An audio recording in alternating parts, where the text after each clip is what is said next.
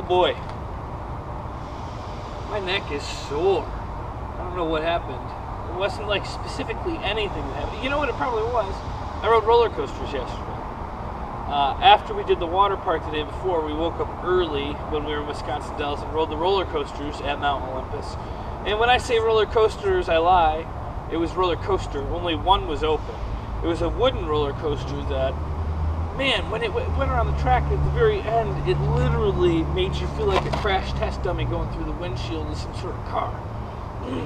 That's probably where my neck got sore. I'd bet on it now. I didn't even think of that until I started recording this video. Then we did a show last night. Told you about the no mics. I bought Dunkin' Donuts. I got 12. Because really the difference between getting 6 for like $6 and 12 for like $8.99. It's like I can't not get 12 donuts. So I ate most of the donuts yesterday, but I saved 3 of them for today. And the first 2 donuts I ate flawlessly, a jelly donut and a Boston cream donut. But then I had one more jelly donut, and I was like, you know, my favorite part of this jelly donut is obviously the jelly. So I ate it. I ate around the center part so I could have one good last bite. And I was sitting on my bed in my underwear in the nice white bed sheets, and I try to get this last, and this blah, the entire center jelly blopped right on the bed sheet. And immediately I went into survival mode, and I run to the bathroom, get some toilet paper, try to scoop the jelly off of it, and I put it in my mouth. And I did. But the problem was it left like this pink streak. So I took some water on something, and I started trying to wipe it on like a rag, and then I noticed that the rag was turning pink. And I was like, oh no, this is a nightmare. So I decided that the more work I put into it, the less good it's going to get. So I crumple up the sheet, and I kind of hide the thing in the center and put it so that when the housekeeping comes, they're probably just going to take it and put it. Later, I start doing my shoes, and I noticed that this jelly has bled through to the actual blanket, like the comforter blanket. So again, I'm trying to maneuver it in this way that's like tucked in like some kind of gosh darn bed origami. So I'm just hoping that the people that do room service go in like the claw, like gah, whoa, gah, and do it like that, because otherwise I'm gonna be in big trouble. Yeah, so that's that. That was my morning experience. Yeah, my neck is stiff. Today we're driving to Rochester, Minnesota. That might not be how you pronounce it, but that's how I read it in my head. And then we have a day off between when we have our next show in Bismarck, North Dakota. I'm getting buzzed here. Not buzzed, I mean rung. Oh, it's a message from Morgan Christensen. You're going to get to read it live, out loud. Oh! I don't know if I should read this out loud. It says, can you make a little...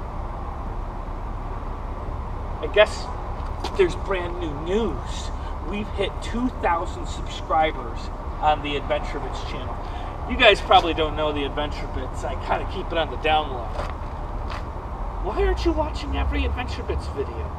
Alright, so I have to make a thank you video for the Adventure Bits. You heard it here first, but let me just say to any of you that are also subscribers to the Adventure Bits, thank you. Any of you that are not subscribers to the Adventure Bits, shame on you. There's going to be a thank you video going up to that channel, YouTube, The Adventure Bits on YouTube. And that video won't be for you if you're not a subscriber, so don't bother watching it, okay? Good. Alright. Anyways, back to the other story. What was the story? Oh, we have a day off. I don't know what we're going to do because we're headed to Bismarck, North Dakota. Which, if you live in Bismarck, North Dakota, please give me a heads up of what's going on. Every time I travel through North Dakota, it is a rough time. I imagine it's a great place to go camping, but not a great place to just be hanging out for a day. I don't know. Maybe I'm wrong. I'm reading a new book now called Split Second, because I finished the Silo series, which was wool. It was wool something, and then the final book was dust. Oh, Wool, Shift, and Dust were the 3 books. Finished them. They were great. Totally recommend them. Now I'm reading a book called Split Second, which the title of the book, I mean, the explanation of the book on Amazon was like, from like award-winning techno-thriller writer, I don't remember the person's name, comes his newest thing where somebody's able to do time travel, but you can only time travel half of a second into the past. So I'm really excited about time travel. I think to myself, what is the purpose of only being able to time travel to half a second in the past? If I was to travel half a second in the past right now, I would explode when I enter the body of me that was there a second ago, right? Like, you know, half a second. But, so the whole beginning of the book is just torture. They just keep, like, they don't get to it. I want them to tell me about the time travel. What's the science? What's going on with it? And what are the implications of half-second time travel? But at the beginning, you hear this girl's, like, having dinner with her husband, who's the scientist that comes up with it. And, like, he's just about to tell her, like, oh, I've got this fantastic thing. It's going to change the world. I'm a brilliant scientist. Then, boom! A bunch of, like secret agents kick down the door. And they, like, take him at gunpoint, grab their hard drives, put him in a truck, and, like, start driving him away. So they still don't know what it is. Then they're getting shot up and they're getting attacked. I'm not spoiling much. This is literally the first, like, 2 chapters of the book. And every time she's about to find out what's in there, like, she goes back after escaping, gets the hard drive to what his information is. And then, bam, another secret agent comes in, has a gun on her, and she's just like, if you shoot me, I'm going to drop this thumb drive in this glass of wine. Why is she holding wine? I don't know. She shouldn't be. She's trying to run from secret agents. I just want to know, when am I going to get to read about somebody time traveling to half a second into the past while not exploding their previous body from the past? It seems impossible. I can suspend my disbelief for time travel, but half a second? I think half a second time travel simply means it must be a teleport, right? If it's not a teleport, what good is it for? Yeah, time travel into half a second into the past.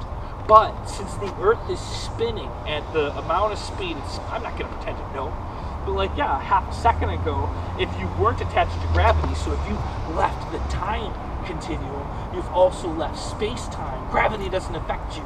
So there you are, traveling half a second in the past. So you'd be probably, I don't know, I'm not going to do the math, but maybe a football field away in half a second. Is that as fast as the Earth would spin? Could be a state away. I mean, the Earth is spinning fast. You don't feel it, but you got to be careful when you jump. If you jump too high, whammo, you end up hitting buildings and stuff. All right, anyways, thank you for tuning in.